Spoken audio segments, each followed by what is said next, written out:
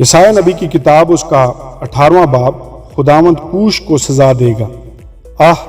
پروں کے پھڑ پھڑانے کی سرزمین جو کوش کی ندیوں کے پار ہے،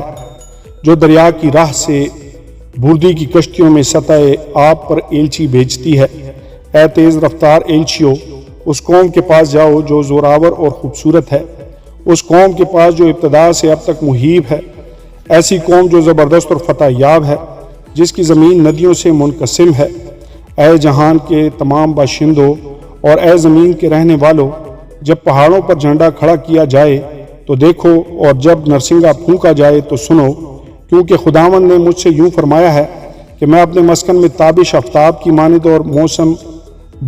درو کی گرمی میں شبنم کے بادل کی طرح سکون کے ساتھ نظر کروں گا، کیونکہ فصل سے پیشتر جب کلی کھل چکے اور پھول کی جگہ انگور پکنے پر ہوں تو وہ ٹہنیوں کو ہنسوئیں سے کاٹ ڈالے گا اور پھیلی ہوئی شاخوں کو چھانٹ دے گا، اور وہ پہاڑ کے شکاری پرندوں اور میدان کے درندوں کے لیے پڑی رہیں گی، اور شکاری پرندے گرمی کے موسم میں ان پر بیٹھیں گے اور زمین کے سب درندے جاڑے کے موسم میں ان پر لیٹیں گے۔ اس وقت رب الافواج کے حضور اس قوم کی طرف سے جو زوراور اور خوبصورت ہے، اس گروہ کی طرف سے جو ابتدا سے آج تک مہیب ہے، اس قوم سے جو زبردست اور ظفریاب ہے،